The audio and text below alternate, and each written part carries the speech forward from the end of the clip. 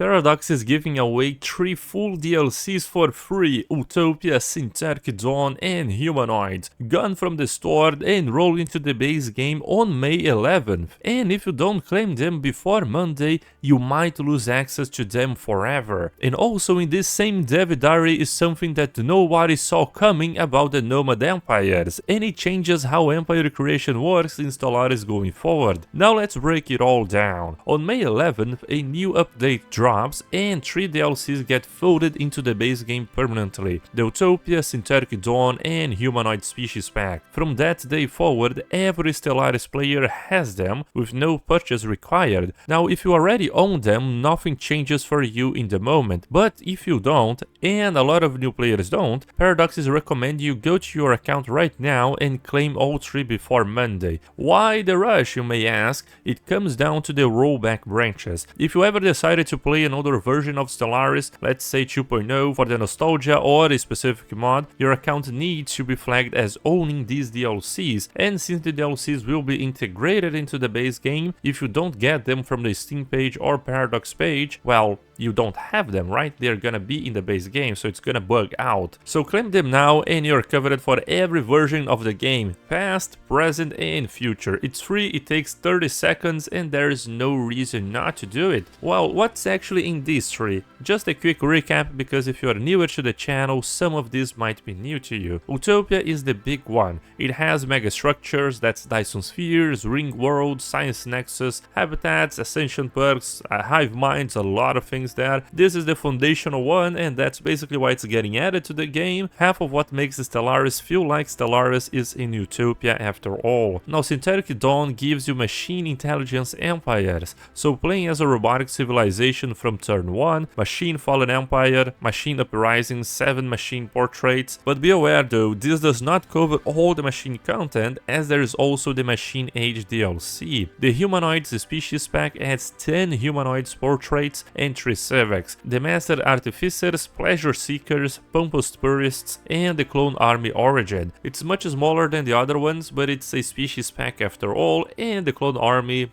I mean, it already makes it very good. Now for the second part, and honestly this one is the more interesting one for the mechanics. Last week Paradox announced that Nomads will be a new expansion, so we immediately started speculating, is it an authority, a civic, an origin? Every discussion revolved around how you be a nomad. Turns out that everyone was wrong. I suspected it might be a new authority type or related to just picking an origin, and I want to be upfront, I was completely wrong about it. Nomads is a completely new toggle, a new setting at an empire creation, and your empire is either nomadic or it isn't. And once you toggle it on, it unlocks a whole separate of compatible civics and origins, some from the new DLC, but also some from existing content. So as you can see, there are some civics here that are available for all empires, and they're also available for nomads. So why does this matter? Because it's the first time that Paradox has added a fundamentally new dimension to the empire creation since authorities and civics. Origins added flavor civics as well, but this one adds an entirely new axis, if you can call it that way. You can be nomadic and authoritarian, nomadic and megacorp, or just settled and megacorp, nomadic and hive mind. The combinations multiply, and that's the whole point of Stellaris, as they said. One of the new origins they revealed is the Void Feathers, like a prosperous unification version for the nomadic empires, and now Iggy, one of the devs, mentioned that he buffed it while writing the dev diary. As we can see, it now gives more Voidcraft research and survey speed. Whether these buffs will remain until the release is a question that not even Iggy knows the answer. Now just quickly on what else is coming for the 4.3.6 itself. Leaders can no longer become too old to die. Yep. That was a bug apparently,